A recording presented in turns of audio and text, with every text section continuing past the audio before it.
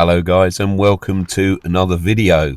I'm sure you saw my previous video where I was talking about making my bird feeding station squirrel proof. The coloured slinky didn't work, and as you can see, the squirrel's been well and truly at the feeders. He tends to chew lumps out of these and they just no longer hold seed. With also the addition of the pigeons jumping on them and emptying them very quickly, seed just doesn't last very long. So the plan is to do away with this arrangement and do something a little bit different. I'm planning to put a pole in the ground, a fence post rather, in the ground, and then hang a specific feeder off of it. And this is the one that I've got. This is actually a Henry Bell 3-in-1 feeder. As you can see, it's very well made. I did get a little bit off of the list price of this. I had a little bit of a discount voucher with our local garden centre, Dobbies. So I did get some money off of this, but it's a very sturdy feeder. You can see that it's got this quite thick mesh on the outside that stops squirrels penetrating where the actual seed and the nuts are. It takes 3 different styles of feed. We've got a seed feeder. We've also got a peanut feeder and a fat ball feeder, all incorporated in one. So this is a 3-in-1 feeder. This is my fence post. I've got a 7-foot fence post that I'm going to sink down into the ground, and also a bag of postcrete just to secure that. Once the fence post is in and secure, then I'm going to put a hanging basket bracket onto the fence post and then hang the feeder off of it. So I'm just trying to work out the best placement for it, but first of all, I'm going to get rid of this old feeder. We will move that down the bottom of the garden. I will dispose of those old plastic feeders later. But yeah, I'm thinking I would like it in a similar sort of position, but possibly a little bit closer to the house, so that I can position the feeder in such a way that I can see it easily from the dining room or the conservatory. And also I'd like to be able to do some filming of the birds and also some close-up photos as well. So I'm just at the moment positioning this pole so that it's in the center of the patio door for the conservatory, so that when I've got the feeder hanging off the side of the pole, I will be able to see it and it won't be in the line of view where the actual 2 doors meet, where the frames are. So hopefully I'll be able to see it properly from where I normally sit and have my breakfast, etc., etc. So I've sort of ascertained where it's going to go. I've got this wonderful old contraption that was actually my father-in-law's, and it's sort of like a corkscrew effect. You wind it down into the ground. It's got little flaps that open as you're winding down and lets the soil go past the corkscrew, and then you just lift it out and it lifts out a column of earth, and makes light work really of digging a hole to put the post in. Initially I'm just going to take off the top bit of turf of where we're going to be digging, and then after I've fitted the post in, I will just cut the turf and just put it either side of the post so that the grass will start to grow back a little bit easier. But yeah, we get the little bit of turf out, and then I will proceed with winding this wonderful tool. I don't know what they call it actually, but it's like a fencing tool that you wind down into the ground. There we go. Obviously this is sped up. I don't really wind that fast, although it'd be great if I could. And just lift out the tool, and then I just give it a bang over the top of a bucket and the soil all falls away from it. And it makes sort of fairly light work really. You can get down quite deep fairly quickly.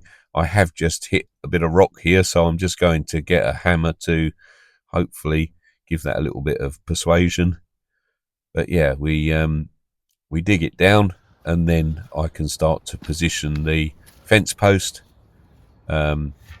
Spirit level, I've got an old pickaxe handle that I use for tamping down the postcrete, which is quite handy because you've got either side of it, and there's also a little piece of timber that I use there just to go around the edges, make sure everything's tamped down, and then I just go down with the sledgehammer handle or pickaxe handle and tamp it all down firmly. So that's the position we're going in. So we get some postcrete and start putting that in the hole, and you'll see that as I do this, I put a little bit in, and then just keep checking the level and fill the hole up, keep tamping it down, and then eventually you'll have the fence post nice and secure, nice and straight and level, and that'll be an ideal basis for us to hang the feeder off of. I'm hoping if this feeder is a success, I'm hoping later on to possibly get another one to hang off the other side, but we will see how we get on with that. But yeah, just a matter of fixing it all up now and making sure it's nice and secure. I'm sure the squirrel will have no problem whatsoever actually going up this fence post, but what he does when he gets there, we will see. But I'm hoping that he can't penetrate the feeder. I'm sure he can't actually, and that the food is safe for the birds. This should also deter the bigger pigeons that we get in the garden. I'm not adverse to feeding the pigeons and the squirrel. I just don't like the squirrel eating my feeders. I've gone through so many of those plastic bird feeders that it's just, I've just reached the point now that I'm thinking I need to get something proper in here, and if it means spending some sort of serious money on a bird feeder, it may prove to be well worth its weight in gold. So we shall see. But we're just getting this all tamped down, nice and level, making sure everything's right and secure, and then that will certainly take the weight of the bird feeder. I'm still, as you can probably tell, I'm still struggling with a bit of a cold at the moment, which has been with me a few weeks now. I did film this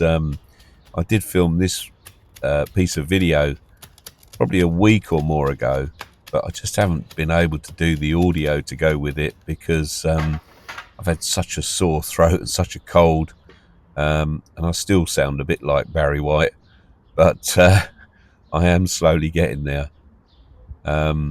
Yeah, so starting to feel a little bit better, thankfully, but it's really been with me for some time now. And I think the cold weather that's around now and due to stay for a little while will hopefully break the back of this and get my nasty cold gone for good. So a little bit more postcrete in there and get it all tamped down. There we go, all the way around, nice and solid. The stronger this is, the better.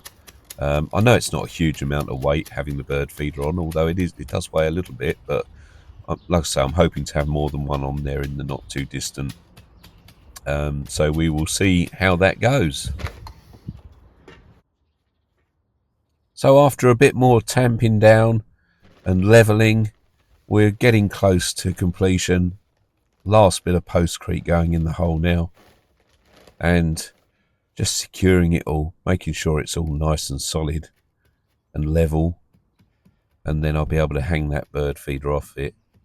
Like I say, I am hoping later on to get another feeder like this one, or maybe some more squirrel proof type feeders on there. That would be the plan. We have also got coming up very soon the Great British Birdwatch, which hopefully I'm going to be taking part in. So it will be interesting to see how the feeder does. More interesting to see whether I can beat my record of one wood pigeon that I had visit the garden last year. But we will see. There we go. We're almost there.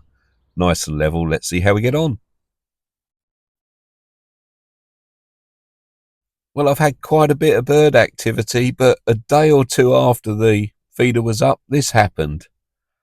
So here comes our little friend trying his luck, and thankfully he couldn't manage to get in at all. So The feeder, I can honestly say, is definitely squirrel proof.